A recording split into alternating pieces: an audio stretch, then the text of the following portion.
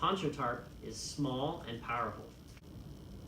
Hey guys, I'm Songbird, and this is part of a series where I'm going through everything in my pack that I'm bringing with me on the Appalachian Trail. If you haven't seen the first video, this is the Appalachian Ultralight Balloon Pack made by Cody at Appalachian Ultralight, and I've really very much enjoyed it. And in the last video, you can go back and see I go over everything I like about the bag, some of my concerns, and how it's done for me. So today I'm going to talk about one of my favorite pieces of gear, the Poncho Tarp. The Poncho Tarp is an excellent piece of rain gear that offers bomb-proof protection against the environment. There is not a single piece of gear on the warm, humid Appalachian Trail that I think does better for hikers than a poncho. Poncho that fits over the backpack is extremely nice. It opens up the sides and the underneath and the back and gives you unparalleled ventilation and protects your gear. Even if you're using a Cuban fiber or sil-nylon waterproof seam-sealed backpack like this is a Cuban fiber backpack. Having that rain off of the pack means that water's not going to settle into the folds and nooks and crannies, and it's not going to slowly make its way through small faults. So you know that you have 2 layers of bomb-proof protection for your insulation and your dry clothes and everything else that you want to protect inside of your bag. The Poncho Tarp just can't be beat. So let's take a look.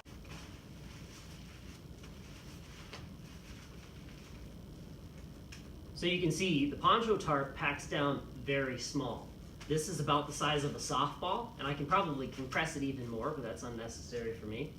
So that's about small handful there with a little bit poking out the sides. So for how small this Poncho Tarp is, it is amazing the uses that it gives me. This is my shelter. This can be a ground sheet if it's a nice night and I want a cowboy camp. This is my rain gear. This protects my pack as my pack cover. Even though my pack is waterproof, it offers even more bomb-proof rain protection. I can go all day in this without overheating while I'm walking. Poncho Tarp is small and powerful. Give you an idea of how big it is. This is an 8-foot by almost 5-foot wide Poncho Tarp. So this Poncho Tarp is a Big Agnes Poncho Tarp before I put it on, and I think it's discontinued. But this is an exact copy of the Ultralight poncho. Like dimensions, material, everything, hood style. I think that Ultralight licensed this poncho out, and a couple other manufacturers made the exact same thing under their own name, and I think Ultralight made money off of the licensing for it. So if you want to find this exact poncho, even though it's discontinued, go check out My Trail Co. The original Ultralight owner has restarted his company as My Trail Co. and he's got all kinds of gear, and these ponchos, 7 ounces, are going to be in there.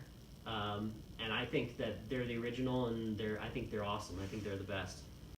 So this Poncho Tarp is going to come in right at about 7 ounces, which is unbelievable for its uses. These ponchos have a series of snaps down the sides, and they have a hood in the middle.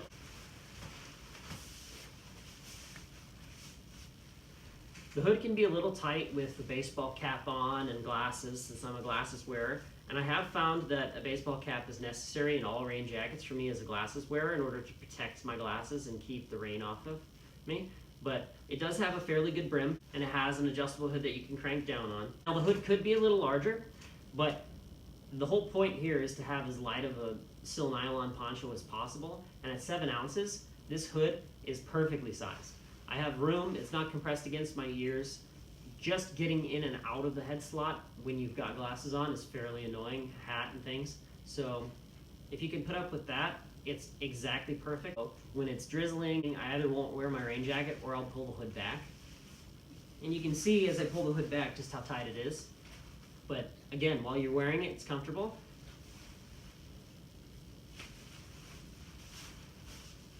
It's not constricting. It doesn't feel like I'm choking or anything like that. All right, so the poncho is much longer in the back, but you can fold up the material and Velcro it to itself and fasten some snaps, and that keeps the back end up if you have a smaller pack and you don't really need that extra material. But you don't want to trim your poncho down because this is also used as a tarp. Snapping these snaps seals up the sides and you have holes down the side, but it's going to be about like this. These snaps have been excellent for me. They're plastic, but they go together very strongly, and I haven't had a problem with any of them breaking. Having stepped on them, used the tarp as a ground sheet and all kinds of things, it's never been an issue. Now, as a shelter, the Poncho Tarp is a little small. You're going to have to be very careful with your site selection. You're going to have to be careful with the way that you set it up so that you're protected from the wind. When used with a bivy sack, whether waterproof or water resistant with a DWR coating like my new one, this is an unbelievable lightweight shelter. It's going to protect you from the ground with the bivy. It's going to protect you from above and the sides with the Poncho Tarp. Poncho Tarp and bivy is a very cheap, lightweight combination that I think anyone can use to get started in backpacking. The only thing you have to get over is just feeling like you're exposed out in the woods, and sleeping out on the ground cowboy camping is the closest thing if you've ever slept out just in a sleeping bag. But that said, I think you get used to it pretty quickly once you realize you're not going to die just from sleeping out in the open, and that your tent doesn't really protect you very much anyway since it's so thin and light. If a bear wanted to, he's going to come right through it.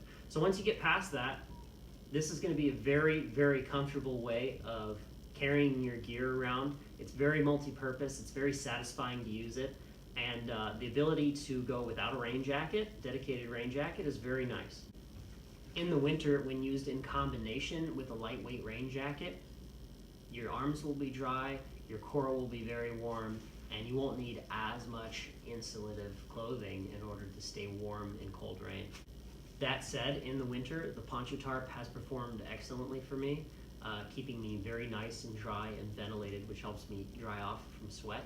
Using the Poncho Tarp as a tarp shelter means that you're going to have to use sticks and or trekking poles. I like carrying trekking poles since I know that I need something to prop one side of my shelter up.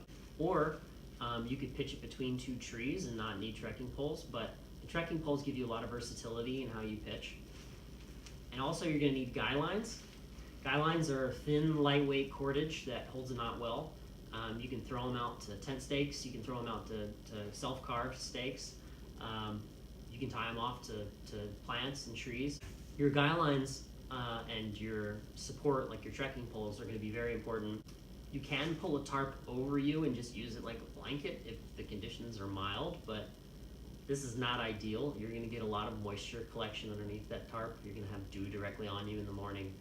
As you sweat and as your body gives off moisture and heat during the night, it's going to hit that colder air and it's just going to soak all of your gear. So you can pull it over you, especially if you have a waterproof bivy, but at that point you wouldn't even really need the Poncho Tarp if you're cowboy camping with a waterproof bivy. So when you tie the guy lines off, you're going to be using these tie-out points here, very tough fabric. And honestly, they could almost be a little bit smaller to save weight, but they're bomb-proof. They look like they've never been used. And this has seen months of use on trail.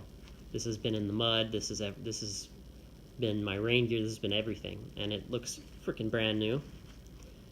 But you see, these are very, very strong. And they're just sewn directly onto the hem of the sil-nylon fabric there. And I've never had a problem with any tears or any stitches popped or anything. Now, sil-nylon is one of those fabrics that when it gets wet, it will stretch a little bit. So really what you want to do is pitch your shelter tight in the first place, which having a nice strong construction is good for. Simple, flat, strong tarp. That said, when it starts raining, you might notice that your tarp sags a little bit, but you might have to retie your shelter a few hours after you put it up, even before it rains, just to make sure that it stays taut after it stretches out a little bit.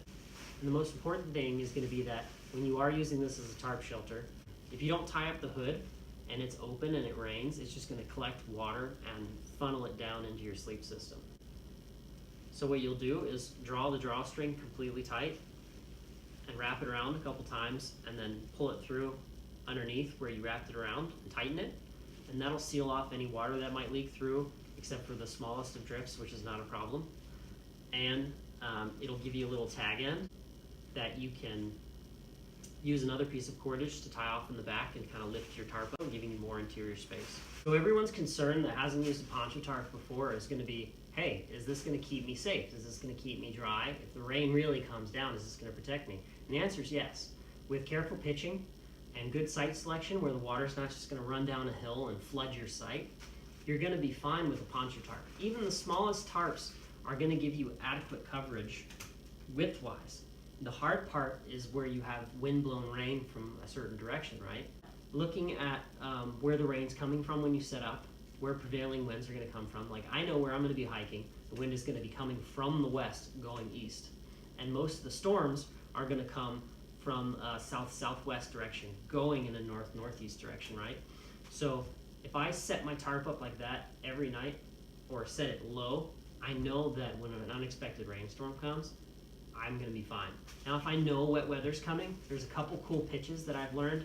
You can check them out on my blog that really help with rain protection. The improvised lean-to is very nice. Mushroom fly is really cool. I'm looking forward to using it this summer. I haven't needed it yet. I haven't been out in an end-of-the-world rainstorm where I've actually needed to have more protection than like the cave setup. The cave setup is probably my favorite. The cave setup is going to be where you have like a triangle lean-to fabric in the back, and then the wings of the tarp kind of wrap around. I will link down below one of my tarp setup posts on my blog so you can see. It's actually very simple. You get a lot of really good coverage. In nice weather, there is nothing better than setting this up as a lean-to and just hanging out under it. If you can hang it up between some trees and use your trekking poles to lift the sides up, you have an unbelievable covering that keeps you protected from dew in the early mornings and gives you a lot of good ventilation. So you don't have to worry about moisture buildup or getting overheated in the summer, which is really nice. So again, it's 7 ounces. If you want to find one just like it, you can go to My Trail Co. These things are amazing for the weight, and they have unbelievable amount of uses and bomb-proof protection against exposure. Especially nice in the summer, covers your pack, gives you a lot of ventilation, and you don't have to worry about overheating as much as you do with a rain jacket. No pit zips, no zippers, no nothing, you know? No pockets. It's just perfect at what it does. If you want to see the other stuff that I'm taking with me on my sub 5-pound super ultralight finishing the Appalachian Trail hike, go check it out on my ladder pack page, which I'll link down below, or continue watching this series. I've also got a video where I go through everything I'm carrying in my pack in a little less detail so that you can just kind of see what goes into a super ultralight setup. Like and subscribe to the video, or dislike the video if you didn't like it. Thank you very much for watching, and I hope you have a good day. So this is sil-nylon. They're going to take that plastic and they're going to melt it down into a like a mixture, and they're going to press it into the fabric, and then when it comes out, it's this fully waterproof material. That's my understanding of it.